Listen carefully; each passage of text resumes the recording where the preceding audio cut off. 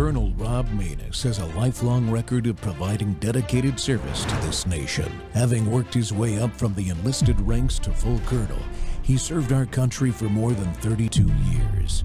He has served as a bomber squadron commander, bomb disposal technician, Joint Chiefs of Staff Operations Officer, assisted the National Security Team with the campaign plan for the global war on terrorism. He authored the first theater nuclear war plan and served as the Vice Commander of America's largest airborne intelligence wing. Colonel Rob Maness is a true American hero.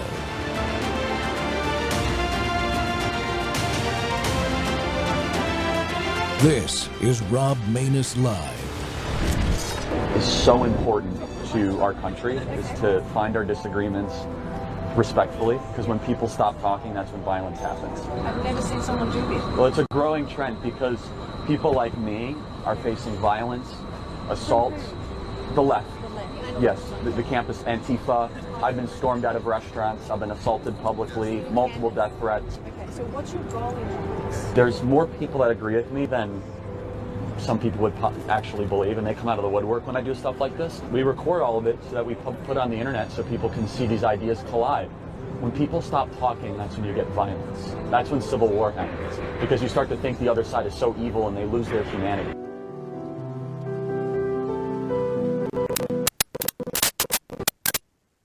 Welcome back to the Rob Maness Show. It's More War Monday, and we're live on Worldview Tube and our X Spaces simulcast. Well, you just heard Charlie Kirk say it straight. I'll quote him. When people stop talking, that's when violence happens. That's when civil war happens, close quote. And he was right.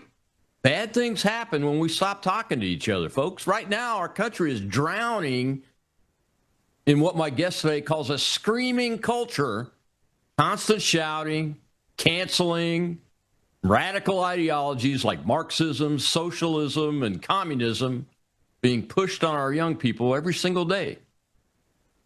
And real conversation, well, that's become a rare thing. That's what Charlie used to do. And the division is getting worse by the minute. But there's hope, and it's coming from the next generation. Today, I'm excited to welcome a young guy who's stepping up with a powerful message and a brand new book. I think it's his second one, and it cuts right to the heart of the problem. It's called Make America Talk Again, How to Save Humanity from a Screaming Culture. Please welcome Brilyn Hollyhand, best-selling author already, political commentator, and at just 20 years old, one of the brightest voices rising in America today. His book is dedicated to his mentor, the late Charlie Kirk, and it's a bold call for Gen Z to reject the screaming, think for themselves, and bring real dialogue back to this country, especially as we find ourselves in America's 250th year since the Declaration. Brilyn, welcome to the Rob Maness Show, sir. My friend, thanks for having me. I've been looking forward to this all day. This is going to be fun. Yeah, absolutely. Well, you actually mentioned, I think it's that video clip that I picked at the beginning of your book, if I remember correctly.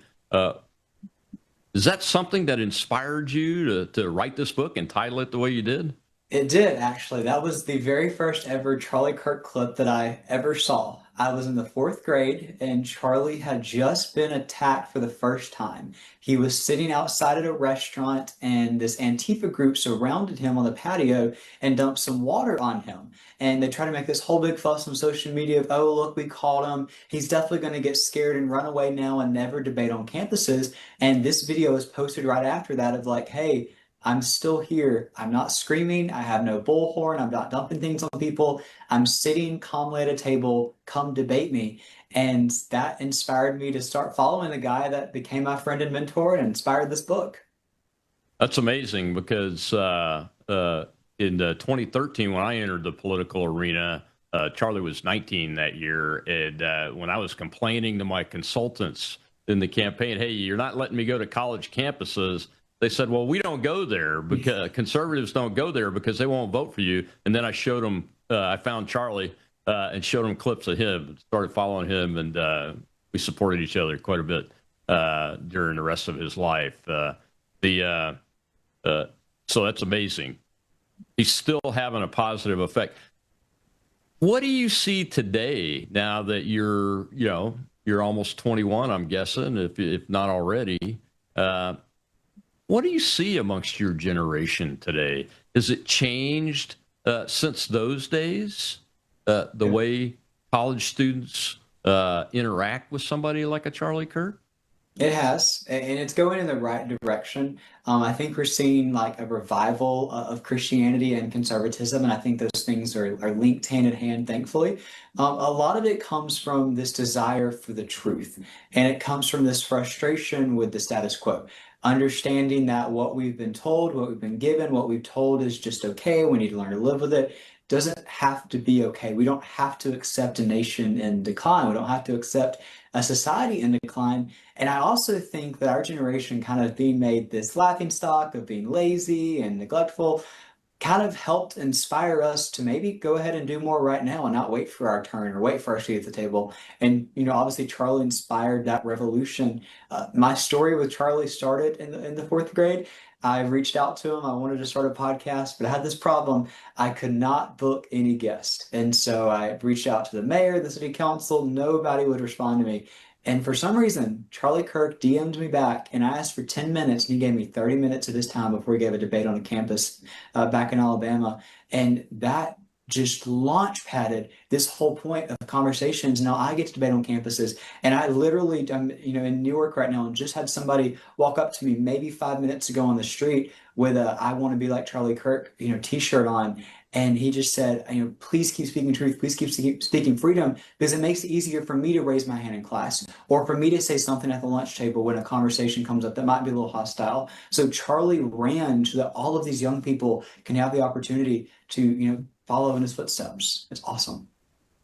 Yeah, it's amazing what one shining example that's done the right way can do, isn't it? Yeah, it is. Just one. Yeah, I saw that you were on the front page of the New York Post. I think it was today. And, I didn't use that clip, but we're going to talk about that op-ed piece because I think it's very important.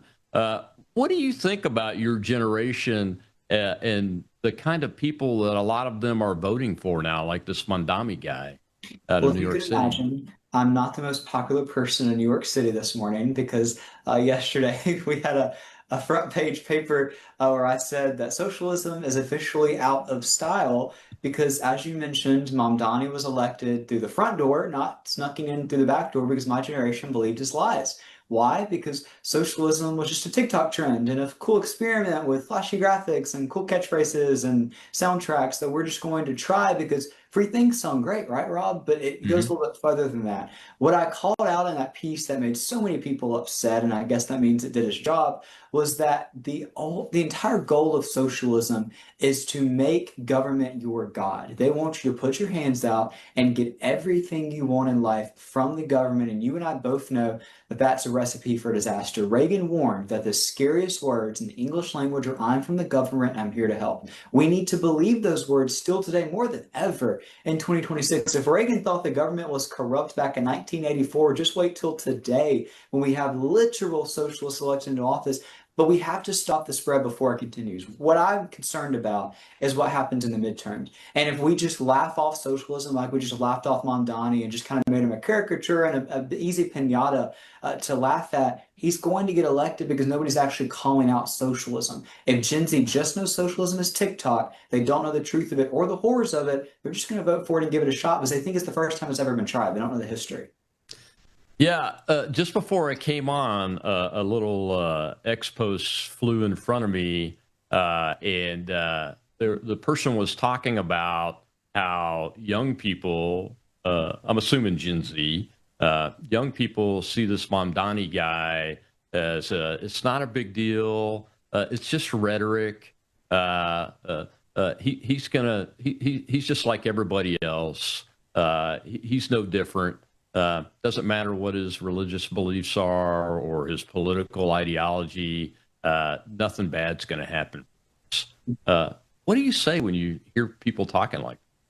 So I'll just give you an example. I was in New York in January, and it was like, I think 2 weeks into Mamdani coming into office. And I was here to do one taping, and I was going to leave town and get back to class. And I remember talking in the taxi ride from the airport to the studio that I intentionally wasn't going to hit on Mamdani because it would be premature of me. It would be too overreacting of me to attack a guy 2 weeks into the job when clearly, I mean, who could get something done horribly in 2 weeks that I could really attack? And I go to open my car door, this taxi, to get into the studio, and I can't, Rob, because there are trash piled so high that the doors are blocked, and there's two overdose homeless people laying here on the sidewalk. And I just look around, and this is a nice part of New York next to Times Square with these studios for TV, and I'm saying, it's been 2 weeks. And I'm like, surely, this is crazy, but this can't be Mamdani. And so I get inside, and I'm concerned, and I'm checking on everybody, and we're trying to figure out what's going on. And they say, well, yeah, he let go some of the trash people to pay way for some of these free buses. And I think that's what young people need to understand, that you can say it's free, but the money comes from somewhere, and it's coming from your tax dollars. And as we've seen taxes continue to be raised here in the city, and the threat of it being spread across the entire, country, I think a lot of people need to stop it here and not let it spread, regardless of how flashy the TikTok trend is, Rob. Yeah. I also saw this morning that New York City rents are over $5,300 a month for like a studio apartment. And one of the things that he likes is rent control. Of course. And they love to get these things in here that sound really good on a bumper sticker, but when you try it out, try in quotes, because it's already been tried, somehow it fails every time. You just can't figure it out. Here's what I want to be clear on. People build rafts out of garbage to flee socialist rent control countries to come to the United States of America. And where do they go, Rob? Oh, that's right. They go to the free state of Florida. They intentionally don't come to the commie state of New York because they're escaping that socialism. They don't want to go back to more of it, and they're certainly not going to vote more of it in. Somebody asked me the other day, if socialism continues to spread, what would be the last state to get it? And I said, easy, Florida. And they're like, well, there's this question that Florida could be purple. And I said, have you been to Miami-Dade County? Because it's full of Cubans that fled the socialist horrific history that's been in their bloodline. They would never, ever give it a chance, regardless of how much you dress it up. You can only put so much lipstick on a pig before you start realizing what's going on. Yeah, I can see that the Cubans, Cuban Americans that live in that part of the state, building a wall to keep communism out. I can see that. Or a moat full of alligators would be more like their style. And quite honestly, that's the focus that we should be looking at in this country is how do we protect ourselves from this where it has gotten a foothold. What do you talk about in your book from the messaging perspective and speaking to each other perspective as to how do we deal with this? So it starts with education. And I know that sounds super simple, but what I want to be clear is people come up to me all the time, and I assume they come up to you as well, Rob, and say, oh, well, the indoctrination in my schools is so bad. And it is. We're working on it.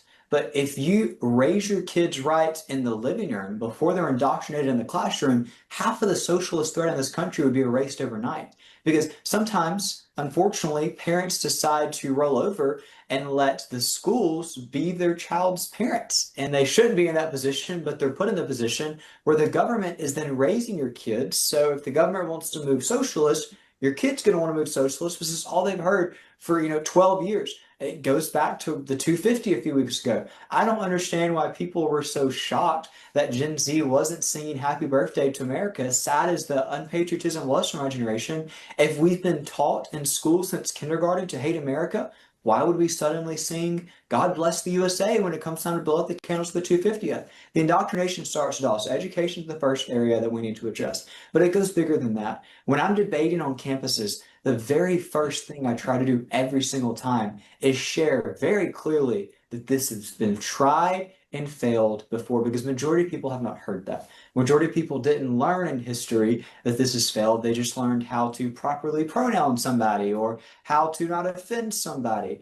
And the horrors of American history, and not maybe the horrors of Cuban or Venezuelan history, as close as that is to our country. And so in a debate, that's typically where I start. But what I see to be the most effective, and this goes for socialism or not, when it's a hostile debate like this and a hostile topic like this, majority of the time they're already screaming when they come up to the mic to talk to me.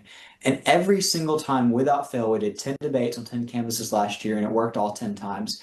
I look at the person who is screaming as many expletives about me or my family or throwing things at me as they can, and I immediately start with, hey man, I like that hat, or that's a cool tie, or I love that jacket. Something that a sports team has that we can connect, or a movie, or something where we can see that we're both human beings. It humanizes the conversation to make them say, how could I scream at this fellow human? Or how could I attempt to shoot this fellow human? Or how could I, lunge at this fellow human? We can have a conversation. And guess what? You might leave that conversation still believing the lies of socialism, but we talked. And that's better than half the country is doing right now, where we're screaming at each other from echo chambers and not talking to each other. The third point is the most important. It's getting out of those echo chambers.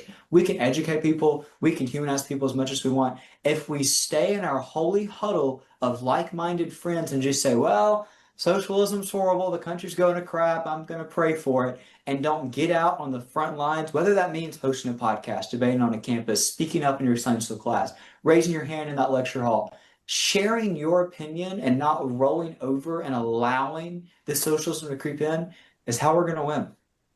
Be not afraid.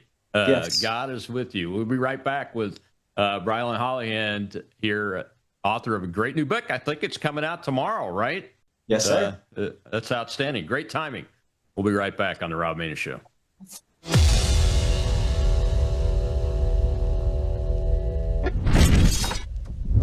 Friends, this is Brandon House. For more than a year now, I've been teaching through the book of Revelation, and the response from you has been overwhelming.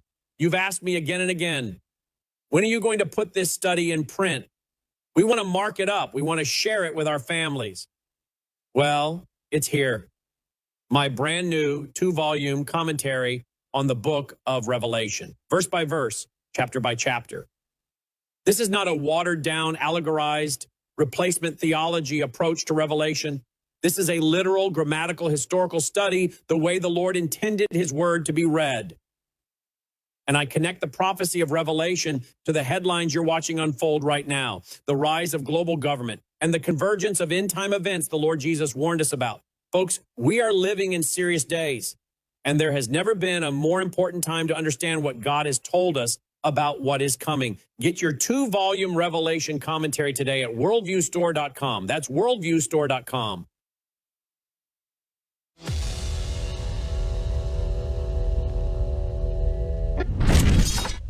As we mark 250 years, what do we see? We see a city of contradictions within a nation of contradictions. We see the wealthiest country in the history of the world, one where children go to sleep hungry, while the world's first trillionaire hungers for more. We see monopolies that dominate every industry and oligarchs who buy elections. We see masked agents terrorizing our streets, eating food cooked by our undocumented neighbors before spiriting them away in unmarked vans. We see a nation whose immense wealth has been built by those with calloused, dirt-streaked hands, those who toil on factory floors and chisel into stone. And we see a nation that has allowed so much of that wealth to be held instead in the soft hands of a precious few.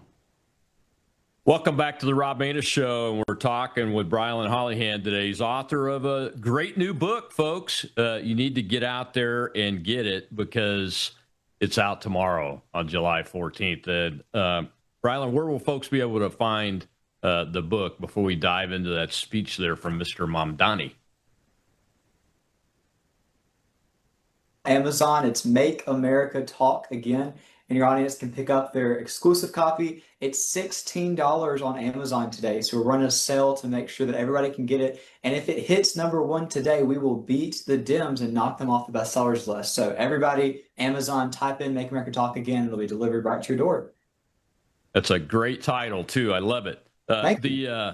So right there in that clip, we saw Mr. Mamdani, who did that speech a couple of days, I think, before the July 4th, but then he put it out again on July 4th, the afternoon of July 4th. He's sitting at a desk that was used by George Washington at some point.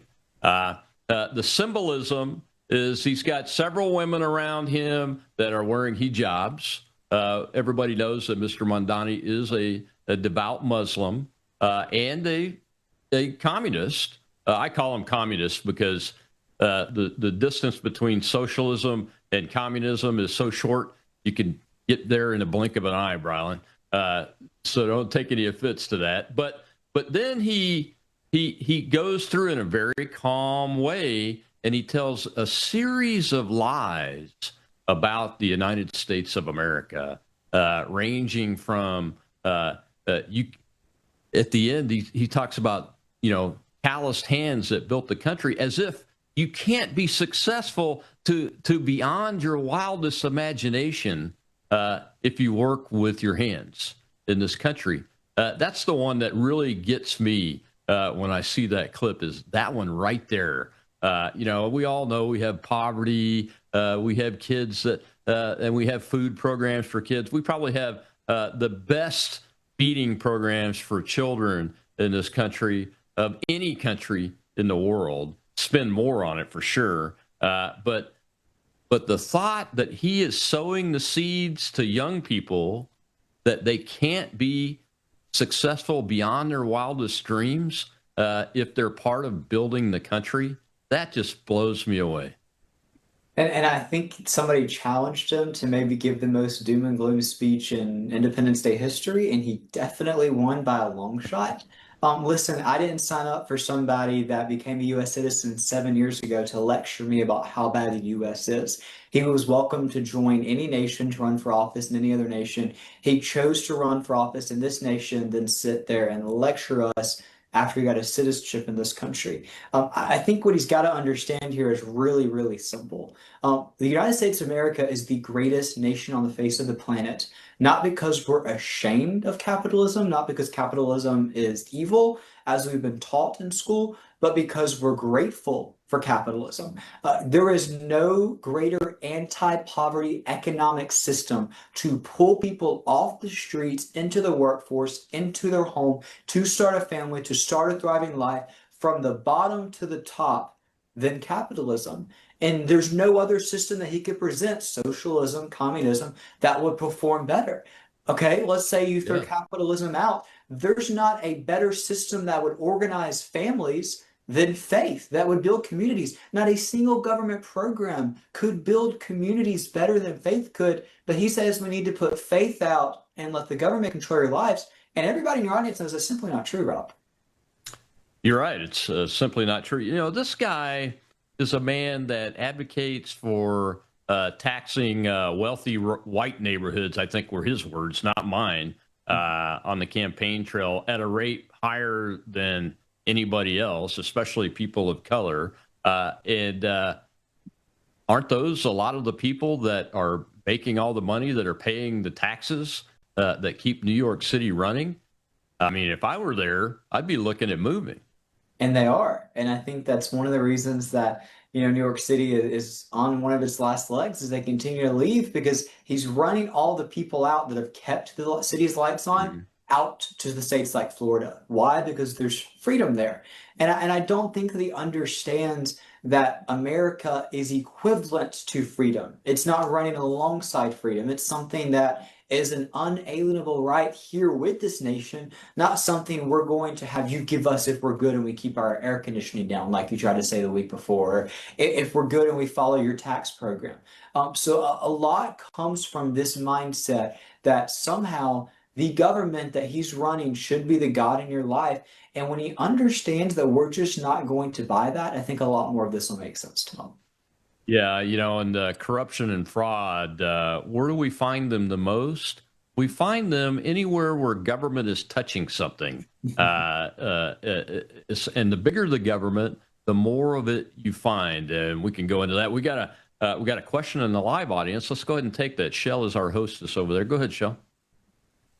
We have AJ, sir. Thank you, Shell. Thank you, Colonel. Ryland, it's a pleasure. My question is, have you received or experienced any sort of negative pushback from prominent conservative figures in regards to what you're doing, given the fact that once we lost Charlie, other prominent conservative figures tried to fill that void? So the question is, was there any sort of pushback or talk that, hey, Ryland, you're a young guy, just give it a few years, we got this for now, and just relax a bit, buddy, or anything like that? Thank you very much. Of course. Thank you for your question. The answer is yes, and it's happened multiple times today, just here in New York. Oh, wait your turn. Oh, wait till you lose the baby fat. Oh, wait till you get some more white hairs. All of those have been said to me already today, and I believe it's 3 p.m. So it's just kind of a sad state of affairs, and those are people that should be on our own side. Here's what I'll say. You can be a bold conservative without being a bitter one. And if we truly are the big tent party, we should welcome everybody. And if I'm going to be told to wait my turn and allow the older generation to have their time run out, just look at the halls of the United States Senate for why that's a horrible example. We respect our elders. We appreciate their service. We don't want to see our U.S. Congress turn into a hospice center as it currently is, where our United States senators are being wheeled around, their staff's voting for them, they're telling them what to say. So I absolutely want to sit at the table alongside them, to learn from them, not to be lectured at by them and to be told to wait my turn, because they've had their chance, and I'm trying to fix the nation that they broke, is my response to that. Yeah, that's a great question, AJ, and I love your response, Brilyn. I was 50 years old when I ran for U.S. Senate the first time, and was told by Republicans, you need to wait your turn. Now, I'd already started going gray and served my country for over 32 years, almost died a couple of times serving my country, and sacrificed, many, many years of going to war to try to save this country and keep the enemy out after 9/11, changed our entire worldview in our lives. Anybody that was on active duty on that day and went on to be a senior officer or non-commissioned officer. So I'm not a believer in telling people to wait their turn. I'm a believer in finding and letting the shiny pennies float to the top and highlighting them so that they can go on to do better things. I mean, think about the ages of the men that wrote and signed the Declaration of Independence.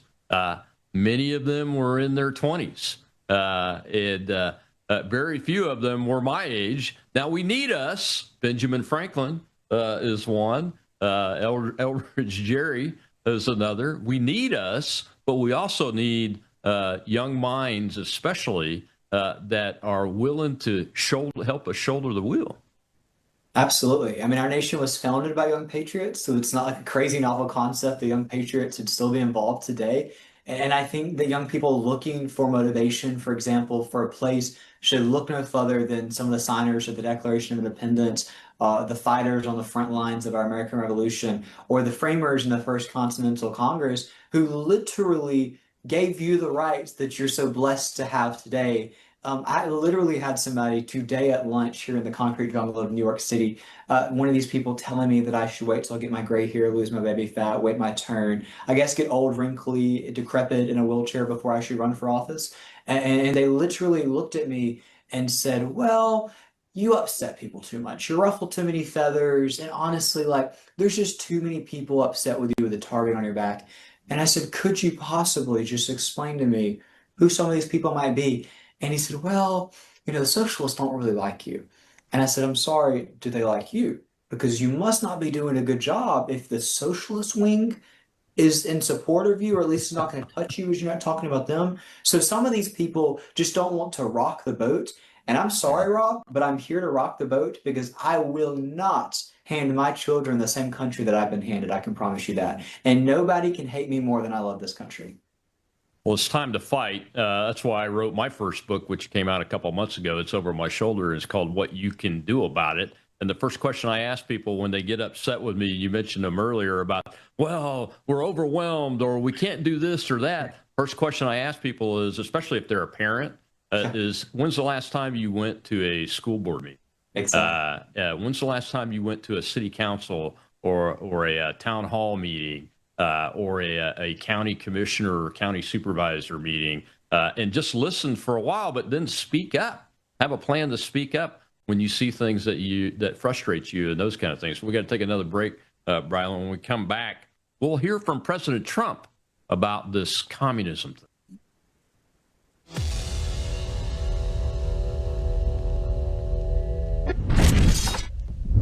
Take a look at the water you just poured. It looks clean. It tastes fine. But what's really in it? Lead, fluoride, arsenic, chlorine, pesticides, PFAS forever chemicals, pharmaceutical residues, and bacteria. Every single day, these toxins flow straight from your tap into your glass, into your family. It's time for Sentry H2O from Worldview Water. Sentry H2O is the ultimate water treatment technology, designed to remove harmful toxins, balance your water's pH, and enrich it with essential minerals like calcium and magnesium, the way nature intended. From commercial-scale systems to whole house filtration to crisp, delicious drinking water right at your kitchen sink and shower, Sentry H2O delivers cleaner, healthier water everywhere you need it. No plumber, no tools, no plumbing knowledge required. Perfect for homes, apartments, rentals, RVs, refrigerators, and more. Because everyone deserves access to clean, healthy water. Visit worldviewwater.net. That's worldviewwater.net.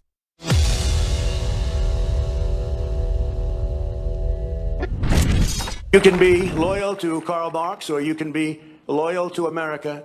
You can be a communist, or you can be a patriot. You cannot be both. As for those who peddle Marxist lies about our heritage, tell our children that we live on stolen land, or that our heroes were oppressors, they're doing something much worse than slandering our past. They are slandering and attacking our future. Not going to let that happen. They're trying to tear down the great American character, to destroy the people who declared independence, who crossed the Delaware, who settled the West, and conquered the skies. You know who those people are. But we will never let that happen.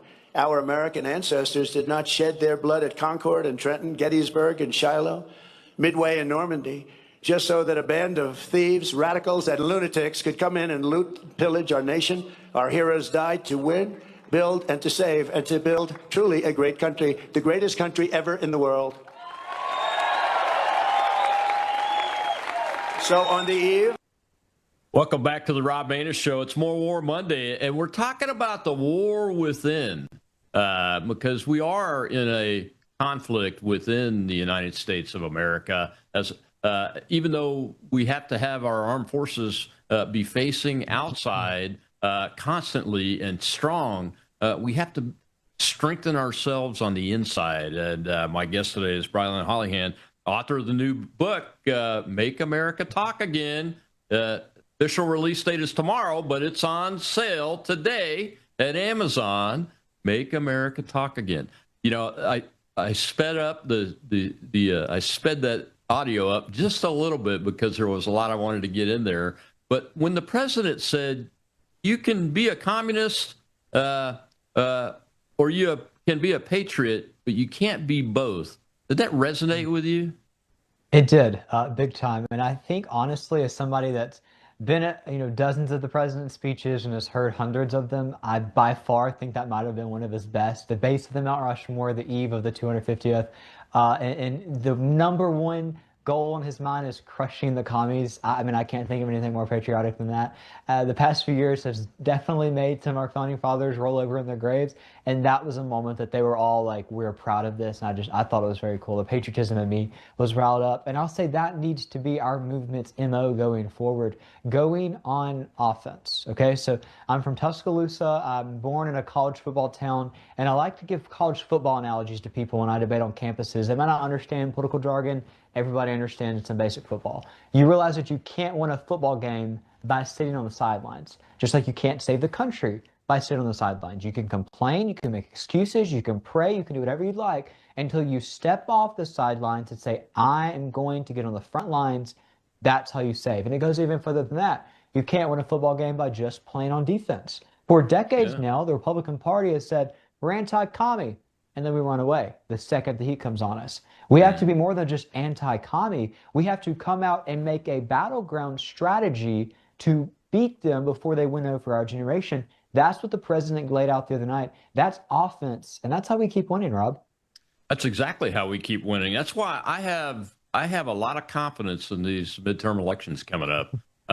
Not a complacent type confidence, but when I see that this president, for the first president really, I think, since Ronald Reagan, called out communists individually and ideologically to remind the American people that we have lost many lives defeating communism before, and that we have this threat. For him to actually use the word, I think, goes a long way to defeating that threat in very short order, because we have to recognize that there really is a threat, and that there is a real problem with this ideology right here growing up in our country. And the youngest generation is the one that has to know it the most. Well, we've got some more questions in the audience. Let me take one of those real quick. Go ahead, Shel. We have Liz, sir. Good afternoon, Colonel Raylan. Wow. First, I want to say, Raylan, as a United States veteran, the average age of people serving our country are your age. So if you're old enough to die for your country, why are you not old enough to speak out against what's going on in our world? And I thank you for doing that. My other question is, are you being sponsored to take these trips? Is anybody helping you financially to do this? Or are you doing this on your own? Are you with TP USA? And would you ever run for office yourself? Well, I appreciate it. I'll take the last one first. So I will just be honest with you. I'm a Southern boy. I don't really hold my cards very well, and I'm not good with a poker face. I have no interest in running for office right now. If you would have came to me 10 years ago on the playground in the 4th grade and said, would you have an interest in standing toe-to-toe with potential assassins on college campuses and debate people, I would have probably said no then too. But the honest answer is I don't plan to run. Right now, I love getting to do this, and I feel like I can do more right now. I think I've spoken with 8 elected officials so far today in D.C. to talk about different pieces of legislation I'm passionate about, different people I think they should go endorse in different races, helping out some with some of our situation in South Carolina today. So I think I can do more behind the scenes, getting people ready to run, getting people the truth on campuses than I could by the limits of an elected office. And if you want an example, look no further than my buddy Charlie, 31 years old, never touched elected office, inspired a generation to follow in his footsteps, and he packed a stadium for his funeral. I've never seen a president pack a stadium for his funeral, so that was pretty cool. As for who's sponsoring or funding or anything like that, you know, Turning Point is obviously a friend of mine because Charlie was a friend of mine, and so a lot of the places when I go to debate happen to be Turning Point chapters. Turning Point, you know, hasn't paid for that. You know, there's no travel, or I don't take money at all for doing that. That's Rob knows there's very little money in this business if you do it ethically. The only people that make politics, you know, a money-making business are some of the crooks. And so we haven't taken a paycheck. I just get to go and debate for fun because I think it's important. And so the book or anything like that, it's the only way I ever make any money. And then, you know, I absolutely agree with putting your life out there as the front line of defense. And I think young people have to realize if we're going to be draft age, absolutely be voting, because you sit out one election and you vote a warmonger in, or you vote somebody in that's all war happy, and with Kamala we would be easily in a crazy world war right now, probably with Russia, then we'd be the ones drafted, and I'd be in the cold, you know, Russian, you know, tundra right now. So it's important to vote, as Rob can attest. Yeah. I'm glad you brought that up, Brilyn, because you know, one of the reasons why I ran in the first place was that one of my 3 top planks was end the endless war policy, and that was all the way back in 2013. We could see it, and I had just left the military, and I had seen it while deployed in combat. That the strategy wasn't there at the point that I was leaving the military, and we shouldn't be leading with our combat power in combat to try to get nations to side with us. And that's essentially where I thought we were. And this president that we have today ran on that too. I see him today as trying to end two wars. One, the Ukrainian one, he had nothing to do with starting and probably wouldn't have started had he still been in office. And then the Iranian war on us and on the West that they started in 1979.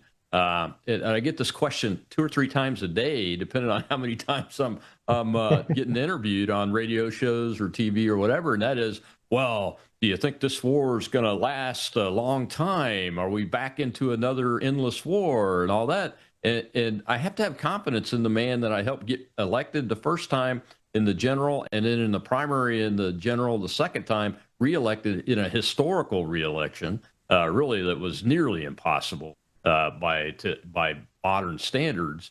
That he's going to live by the what he believes in, and what he says he believes in is that we shouldn't be doing that in a permanent or semi-permanent way. We should get the job done and then get the heck out of there and take care of America's interests first.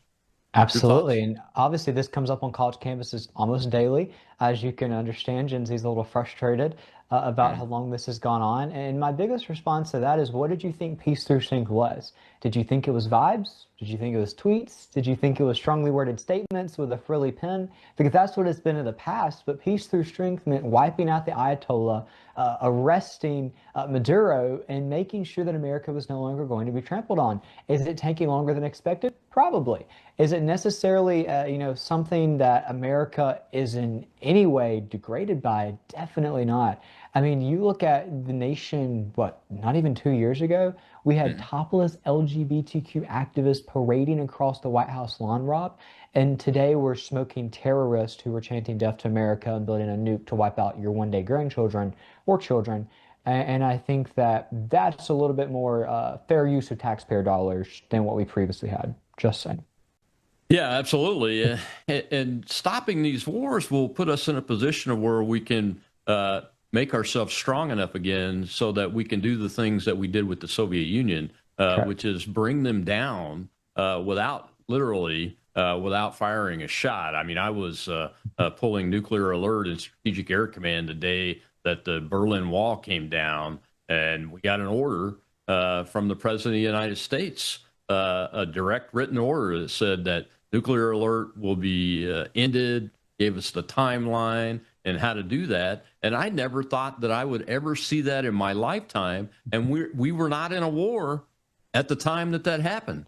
We'd had some conflict like Desert Storm and those kind of things, but we weren't in a major peer-to-peer war, and weren't even looking at having to be one because President Reagan's administration had made us so strong that wall came down through the work of their people instead of having to be blown down.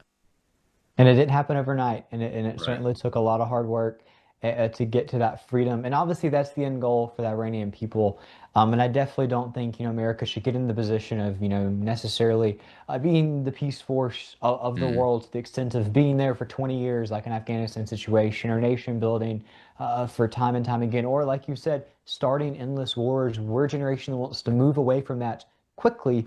And I think you look at who started that movement of the Republican Party, it was Donald Trump. If not, Jeb Bush would have just finished his second term. And who knows how many wars we would have gotten into with another Bush, Rob. So some concern definitely would have been had there. That's right. We could see it in my Senate run in 2013 and 2014.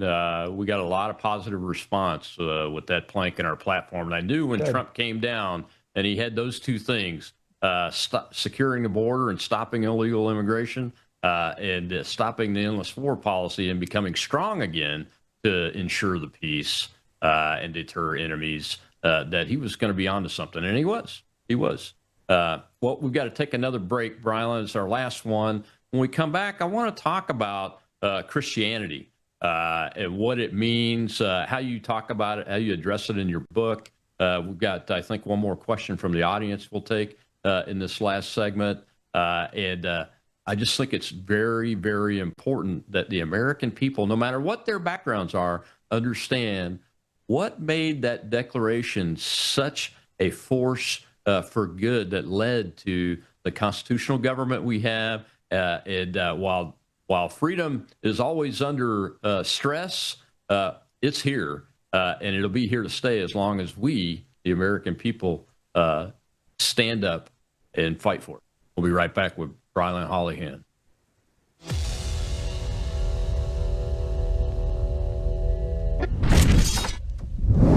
At a certain age, you stop chasing younger. You start protecting what helps you feel steady, strong, and well. Your body's collagen matters. It supports the structure of your skin, joints, and connective tissue. But as the years go by, your body needs more support from the inside. That's where Bella Grace Elixir comes in. Bella Grace Elixir combines Verisol collagen, the world's most clinically proven collagen, with asteryl astaxanthin and cat's claw in a proprietary blend designed to help support the processes that reconstruct collagen, while also offering antioxidant and anti-inflammatory effects. And this isn't just for women. It's for men and women who want to age with more confidence, more care, and a daily wellness routine that supports the body from within. One simple elixir, thoughtfully formulated for whole body wellness. Take care of the body that has carried you this far. Order Bella Grace Elixir today at melissahousebg.com.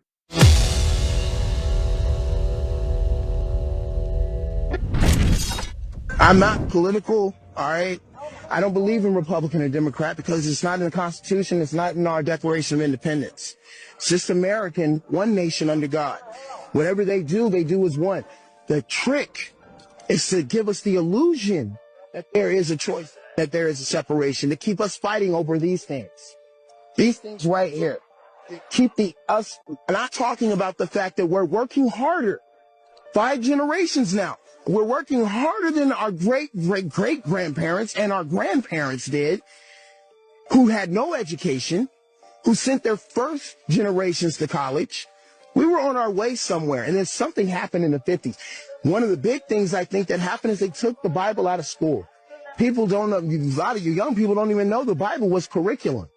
And I'm not religious once again, but the Bible gives us a strong moral code to live by. We were family. We were community. We knew our neighbors. Our children played outside, met new friends.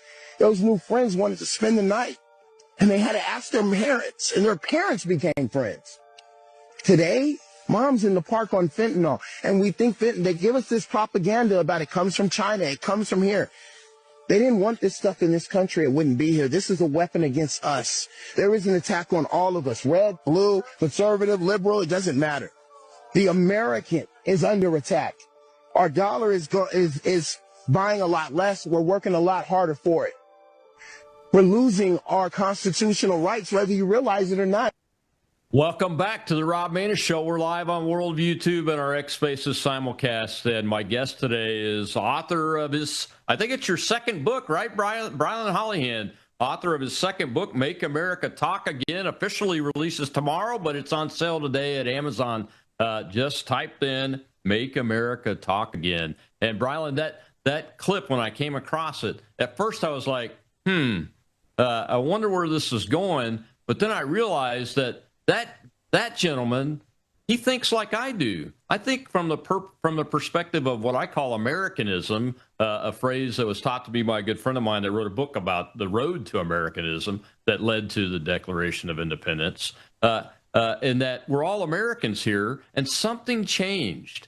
You know, he pointed out the Bible used to be part of the curriculum, even though he's not religious, he said, but it was important, and those kind of things. And how important is it today, and can we do it? Can we bring that back so that our young people, and I'm not talking about you, I'm talking about the generation after you. That's the one I'm concerned about the most right now, is that how can we put those items back into the minds of these young Americans as they grow, so that when they're your age, it's instinctive of what it is to be American and how to fight for it. Yep, we absolutely can, and we absolutely should bring it back. Why is my generation the most suicidal, the most anxious, the most confused generation? Because since birth, we've been told to live our own truth, to live off the government, to follow what feels good, to follow the trend, not to follow the creator. AKA, Rob, we've been told to fill this God-shaped hole in our lives with anything but God, by the schools, by the governments, by culture. So what's the surprise when we look around and say, well, where's God? Well, we've been told to take him out of everything, so the world's crumbling, as was predicted. What a shock. No, I think absolutely when we took God out of schools, we saw the schools crumble. When we took God out of government, we saw the government crumble. If we look around today and start putting Christ back in the center of it all, I think that's how we rebuild. The number one scripture that I share when I'm on campuses, when I look at somebody who's young and they're lost, they don't know where to get started, and they feel like there's no place for them in this country, in this government, and any movement at all, I look at them and share 1 Timothy 4:12, and it reads, don't let anyone look down on you because you are young, but set an example for the believers in speech and conduct and love and faith and in purity. Rob, this is our commission. We're called to go out there to be the salt and light of the earth. And my favorite scripture, the scripture that's inspired me to keep going, is one that thankfully was hidden in my heart at a VBS years and years ago. We did those Bible memory drills because there was a moment specifically. We were planning out the campus tour last year. We were going to debate on 10 of those campuses where I'm sitting down and I'm with my team and we're looking at, okay, could we go to this campus? If we go here, could I make it back by this exam? Which 10 are we going to do? And I'm brand new to this whole orbit of security. I wasn't familiar with this. And maybe the first or second day of having a security team on the job, I barely knew their names. They walk into the room and they plop down a 3-ring binder in front of me on the table. And my naive, gullible teenage self says, what is this? Is this the homework that I missed? And they said, no, these are the death threats you've gotten in the last few hours. We just wanted to make you aware. And so I'm sitting there looking at a list of campuses that I could debate on next to a list of the death threats that's, stacked high that I'd gotten. And I remember walking out of the room and pacing back and forth. And immediately I try to remind myself of this 1 Timothy quote that I shared to, upset young people on campuses. And it's just not clicking, like it's not working for me. And I'm walking. And my first thought, Rob, honestly, was, okay, this is it. I'll step away. I'll walk out of politics. I'll hang my hat up. I'll go back to the safety of just being a normal college kid. We won't have armed guards walking with me to class. I can go have free weekends with my buddies. Life will get simpler. Somebody else will fight this fight. They've got this. We're good. And thankfully, that scripture memory from VBS, however many years ago, was hidden in my heart of Isaiah. And you know this because it's in the book. Isaiah 6:8 is a verse that I now quote almost daily on TV and speeches. And it's, whom shall I send? And Isaiah responds, here I am, send me. That's the call to your audience. That's the call to this generation. That's the call to that young man there in the clip you played. Here I am, send me, not just if it's going to be safe or if it's comfortable, if I don't lose friends or if I don't make enemies. Here I am, send me, unconditionally surrendered to God. That's our posture. Yeah, absolutely. We share that. It's in my book, too. I've lived by that my entire life since I was before 17 years old and enlisted in the United States Air Force. And I know many, many others that have lived by that and continue to live by that. That's why I'm doing what I do now when I could be out in the pool, sitting by my pool right now, or out on the beach in my front yard. But what we're doing is setting that example and from both ends of the age spectrum. And that the example is that as Americans, Reagan said it best, we don't get to pass this freedom, American freedom, from generation to generation. We have to teach each generation what it takes to defend it. And they have to pass it to their children and grandchildren. And this is a perpetual struggle. It's a perpetual set way of being, and it's why we're Americans, isn't it? It is. And in Reagan's farewell address, this is one of my favorite patriotic stories I shared in a speech on the 4th this year. He was talking about some of, his favorite moments, the shining city on a hill imagery, this morning America painting that he loved to portray as president.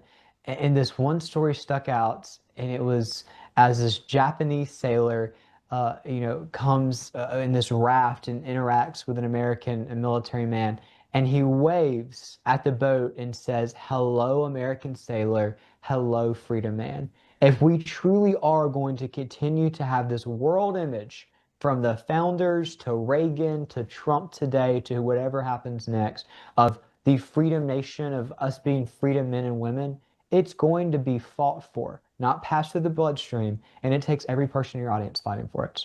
You're absolutely right. We got one more question. Let's take it from the live audience real quick. Go ahead, Shel. We have Marilyn, sir. Thank you, Shel. Good afternoon, Colonel and War Eagle to Brilyn. I have two quick questions. The first being, how receptive are the historically progressive campuses to you coming to debate on campus? And my second question is, my daughter will be attending Auburn beginning this fall. And how can she become more involved in support of your efforts at Auburn? Thank you. Let's go. That's awesome. This is my favorite question of the day. This is perfect, Rob. You set this up. This is definitely a paid actor. He just wanted me to leave here happy. No, just chance. I love this. First of all, War Eagle, man, thank you for listening. Thank you for putting up with me for an hour. This was very fun. That's so awesome. Makes my day. So I'm a Tuscaloosa boy who's a convert to Auburn, and if that tells you how much I love Auburn, if you know anything about football rivalry there, that's how important it is to me. She's going to love it. She can have the best time. If I can help at all, my contact information is on my website. We'd love to help her. And I definitely think it's important that she gets involved in the Turning Point chapter there on campus, meet some people with the CR chapter. There's so many Republican chapters, and the Turning Point chapter at Auburn's campus is one of the largest in the entire country. So there's just a tidbit for that.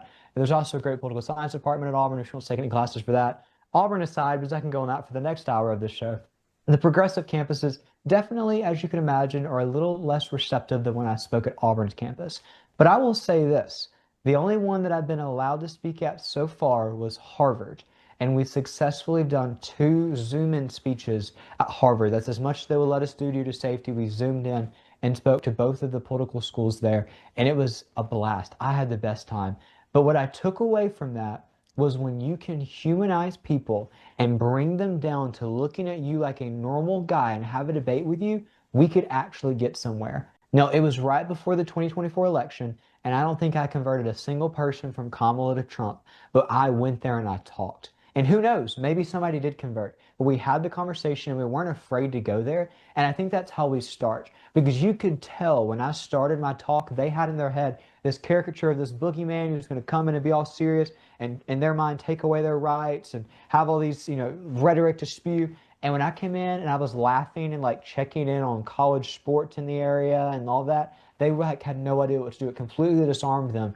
And the first guy came up and he had like an Indiana Jones hat on, and I cracked a joke about it.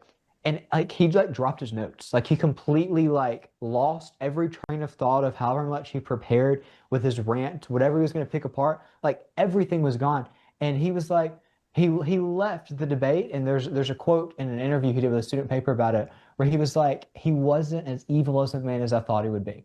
So I'll take it. That's not necessarily a raving endorsement, Rob, but as evil as a man as he thought I was going to be is all right for a progressive campus. So we'll take it.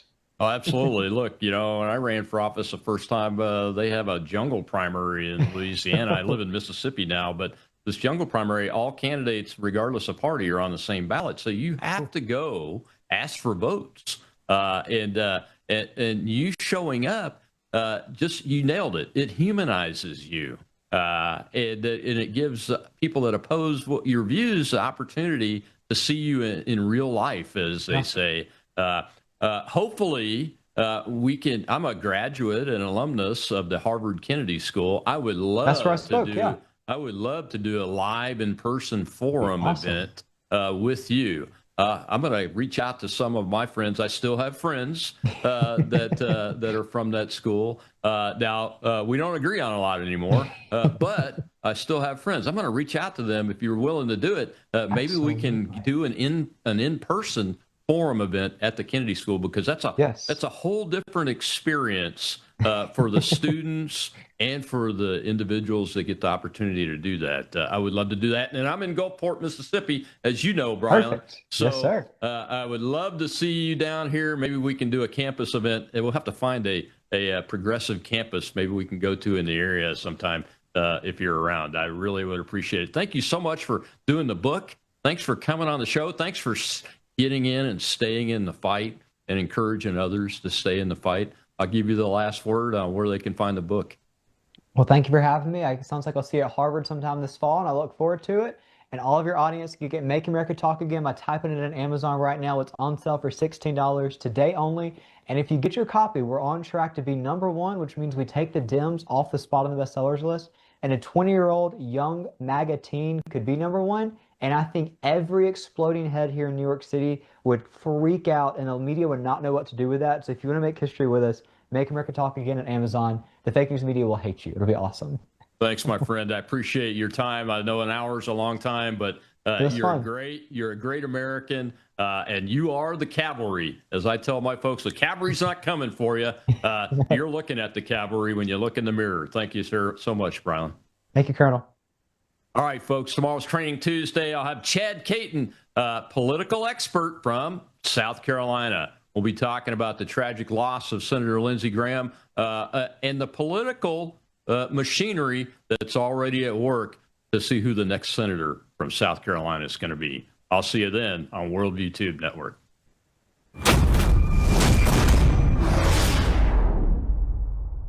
At a certain age, you stop chasing younger. You start protecting what helps you feel steady, strong, and well. Your body's collagen matters. It supports the structure of your skin, joints, and connective tissue. But as the years go by, your body needs more support from the inside. That's where Bella Grace Elixir comes in. Bella Grace Elixir combines Verisol collagen, the world's most clinically proven collagen, with Asteryl astaxanthin and cat's claw in a proprietary blend designed to help support the processes that reconstruct collagen, while also offering antioxidant and anti-inflammatory effects. And this isn't just for women. It's for men and women who want to age with more confidence, more care, and a daily wellness routine that supports the